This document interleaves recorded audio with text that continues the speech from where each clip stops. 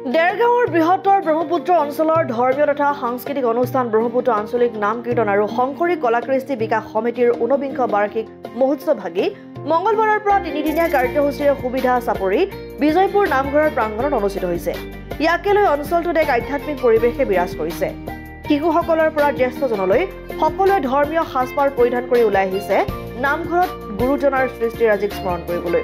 ছাত্ৰ-ছাত্ৰীসকলক পুথিগত শিক্ষাৰ সমান্তৰালভাৱে আধ্যাত্মিক শিক্ষাৰ দিশত আগবঢ়াই নিয়াৰ চিন্তা চৰ্চাৰ লগতে গুৰুজনাৰ আদৰ্শেৰে অনুপ্ৰাণিত কৰি জাতি বৰ্ণ নিৰ্বিশেষে অঞ্চলটোৰ লোকসকলক একত্ৰ কৰি ৰখাৰ মানসেৰে উদযাপিত কৰা হৈছে এই মহোৎসৱ।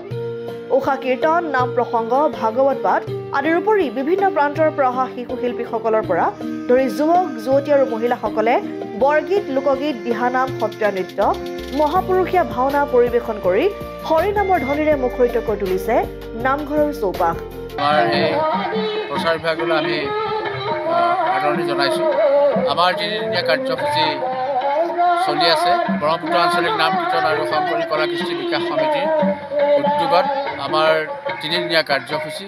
গতিকে কাৰ্যসূচীত আমাৰ বিভিন্ন আমাৰ অনুষ্ঠান প্ৰতিষ্ঠান, নাম, দিহানাম, লোকগীত, বৰগীত অনেক চলি আছে। কিন্তু গুৰুজনাৰ এই অনবদ্য অৱদান সৃষ্টি আৰু প্ৰচাৰ আৰু প্ৰসাৰ কাৰণে আমাৰ অনুষ্ঠানভাগে আগবঢ়াই নিব।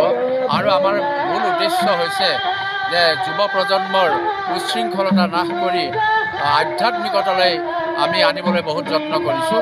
গতিকে এইটো আমাৰ উদ্দেশ্য, আমাৰ লক্ষ্য। গতিকে আমি এই নামঘৰ বিজয়পুৰ নামঘৰলৈ আহি এয়া আমি জনসত্ৰত পৰিণত হৈছে। আপোনালোকে এইটো দেখিছে।